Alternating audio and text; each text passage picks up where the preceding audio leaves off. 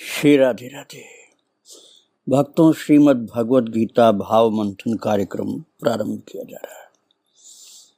आप कल श्रवण कर रहे थे समत्व बुद्धि योग के विषय में कि केवल उस समत्व बुद्धि योग से ही युक्त होकर साधक ज्ञानी भी हो जाता है और भगवान से जुड़ जाता है, इसलिए भक्त भी हो जाता है। वास्तव में भगवान ने इस श्लोक में अर्जुन को साधकों का प्रतिनिधि बना करके कहा है कि साधक सुनता है, समझता है, विचार मनन ध्यान पूजा करता है, लेकिन मोह जल्दी नहीं छूटता। तो इस मोह वाली बात को 52वें श्लोक में प्रभु कहते हैं, जिसे हम पाठ करने चल रहे हैं। आप लोग मेरे साथ पाठ करिए। यदा ते मोह कलिलम बुद्धिर व्यतितरिष्यति तदा गन्तासि निर्वेदं श्रोतव्यस्य श्रुतस्य च। यदा ते मोह कलिलं बुद्धिर्व्यतितरिष्यति तदा गन्तासि निर्वेदं श्रोतव्यस्य श्रुतस्य च। भक्तों, प्रभु कहते हैं, शब्दार्थ जो मैं बता रहा हूं, यदा ते अर्थात जिस समय में तेरी बुद्धि मोह रूपी दलदल को भली भांत पार कर जाएगी, उस समय तू सुने हुए और सुनने में आने वाले इस लोक और परलोक संबंधी सभी भोगों से वैराग्य को प्राप्त हो जाएगा। बहुत बड़ी बात प्रभु ने कही है। बात यह भक्तों की साधक सुनता है, समझता है, विचार करता है, मनन ध्यान करता है, पूजा करता है, लेकिन मोह जल्दी नहीं छूटता। बहुत मुश्किल है मोह छूटना। इसीलिए प्रभु कह रहे हैं कि यदा ते मोह कलिलम बुद्धि व्यतितरिष्यति। यदा ते बुद्धि अर्थात जब तुम्हारी बुद्धि मोह कलिलम अर्थात मोह के दलदल को व्यतितरिष्यति विशेष रूप से तैर कर पार कर जाएगी। तुम्हारी बुद्धि अर्थात तुम्हारा ज्ञान जब मोह रूपी दलदल को विशेष रूप से पार कर जाएगा, तुम्हारी बुद्धि पार कर जाएगी, ज्ञान पार कर जाएगा। ऐसा नहीं कहा कि उसमें चल कर या जैसे नदी में घुस कर अड़चनों को सहते हुए पार करेगी बुद्धि, ऐसा नहीं कहा। अर्थात जब पार कर जाएगी, आराम से मोह से पार कर जाएगी बुद्धि, मोह को पार कर जाएगी बुद्धि, तो वह इस दलदल अर्थात कीचड़ में बिना फंसे ऊपर ही ऊपर पार कर जाएगी। इस दलदल को घुसे बिना ऊपर से ही पार कर जाएगी, क्योंकि जो मोह रूपी कीचड़ में फंसा वो निकल नहीं पाता है। इसलिए मोह रूपी कीचड़ में बिना फंसे ऊपर ही ऊपर से अच्छी प्रकार तैर कर जब तुम्हारी बुद्धि पार निकल जाएगी, तो तुम निर्वेदम अर्थात पूर्ण वैराग्य को तदा गन्तासि तब प्राप्त कर लोगे। कैसे निर्वेदम या वैराग्य को? श्रोतव्यस्य श्रुतस्य च। श्रोतव्य माने बातें जो सुनने में अच्छी लगी, और जैसे इस पदार्थ से, इस कर्म से अगले जन्म में अमुक फल मिलेगा, ऐसी पढ़ाई पहले होती थी, तो इसी को श्रोतव्य और श्रुत कहा गया है कि ये पढ़ाई करोगे, ये ऐसा कर्म करोगे तो ऐसा फल मिलेगा। ये सुनी हुई बात हुई। जैसे चावल के एक दाने को टटोल कर पता चल जाता है कि चावल पक गया है, ऐसे ही जो ज्ञानी साधक होते हैं वो संसार का एक नमूना देखकर सारे संसार के अज्ञानमय रूप को समझ जाते हैं। वे जगह जगह फंसते नहीं, एक ही जगह के अनुभव से आगे की सब बात समझ में आ जाती है, इसलिए ऊपर से तैर कर निकल जाते हैं। वे सबके चक्कर में नहीं पड़ते, अपने लक्ष्य की तरफ जाते हैं।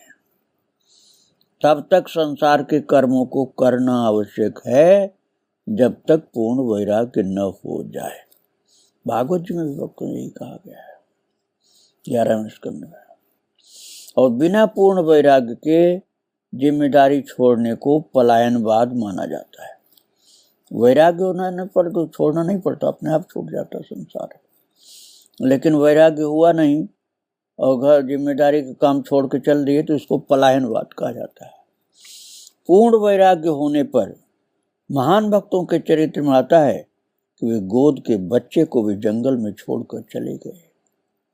ये पलायनवाद नहीं था भक्तों,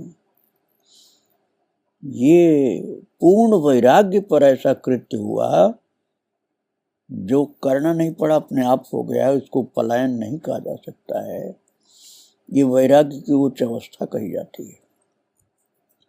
समझ में जल्दी नहीं आएगा तार्किक व्यक्ति को तो यही कहेगा पलायनवाद है तो, लेकिन पलायनवाद ये नहीं है। ये उस समय वैराग्य और ज्ञान की ये अवस्था होती है। इसलिए भगवान ने कहा है श्रोतव्य अर्थात सुने हुए। जानने की इच्छा मनुष्य का स्वभाव है और उसमें भी वो लाभ की इच्छा से जानना चाहता है। और लाभ कोई भक्ति वाली बात मैं नहीं कर रहा हूँ कि भक्ति का लाभ, अरे संसार के निम्न स्तर का जो लाभ होता है उसमें आदमी फंस जाता है। श्रोतव्य श्रुतस्य, सुना हुआ और सुनते रहते हैं संसार के लाभ की बातें, रजोगुणी आप कह सकते हैं उनको।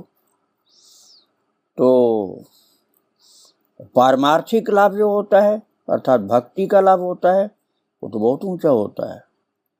मैं तो निम्न स्तर के लाभ की बात बता रहा था कि संसार में फंसते हैं लोग। एक लाभ की बात और होती है कि अगले जन्म में हमको ये मिलेगा।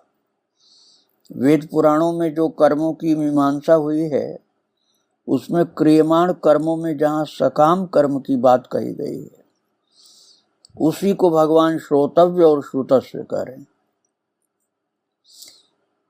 श्रोतव्य अर्थात सुनने योग्य और श्रुत का मतलब जो सुना गया।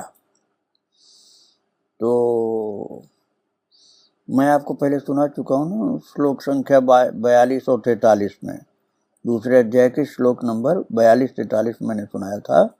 याम इमाम पुष्पिताम वाचम प्रबुद्धन्ते विपश्चिता।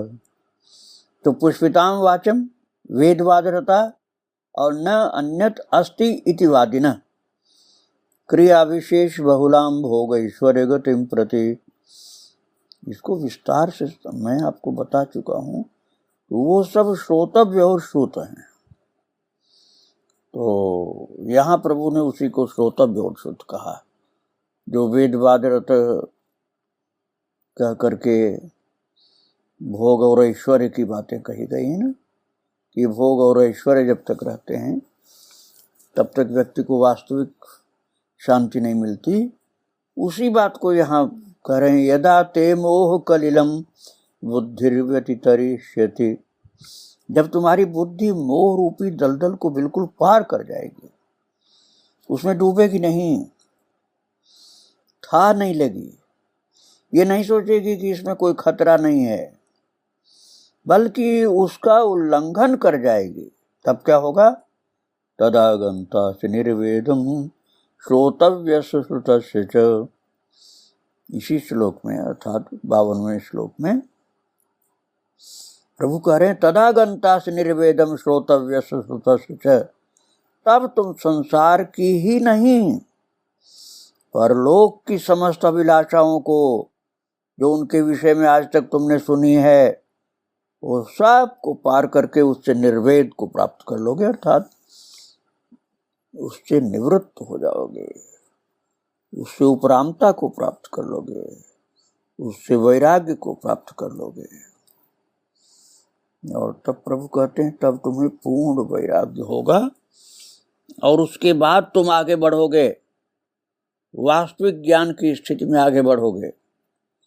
और उसी स्थिति का वर्णन भगवान अगले श्लोक में करते हैं, अर्थात 53वें श्लोक में करते हैं कि जब तुमको इस सुने हुए तमाम सांसारिक लाभों से मुक्ति मिल जाएगी और पार कर जाओगे इनको। समत्व बुद्धि योग की महिमा बताते हुए प्रभु कह रहे हैं, तब तुम जो स्थिति प्राप्त करोगे उसमें परमात्मा में अचल स्थिति हो जाएगी तुम्हारी, और जो नित्य संयोग होगा उस महिमा को प्रभु गा करके भाव से कह रहे हैं 53वें श्लोक में। किंतु हम उसकी चर्चा कल करेंगे दोस्तों। श्लोक का पाठ भी 53वां और शब्दार्थ और भावार्थ अर्थात भाव मंथन भी हम कल ही करेंगे। बड़ा महत्वपूर्ण श्लोक है, किंतु पाठ आज न करके कल किया जाएगा। तो आज हम परम कृपालु भगवान श्याम सुंदर को और उनके प्रिय भक्त अर्जुन को, जो गुरु शिष्य के रूप में विराजमान है, दिव्य रथ पर विराजमान है, बारंबार मैं उनको प्रणाम करता हूँ। और अगला 53वां श्लोक जो दूसरे अध्याय का है उसके लिए आपको निमंत्रित कर रहा हूँ कि कल हम उस पर पाठ और भाव मंथन युक्त चर्चा करेंगे। कार्यक्रम ये चलता रहेगा जब तक हमारे ठाकुर जी की कृपा है, और आज यही विराम दिया जा रहा है। वृंदावन बिहारी लाल की जय, राधा रानी की जय।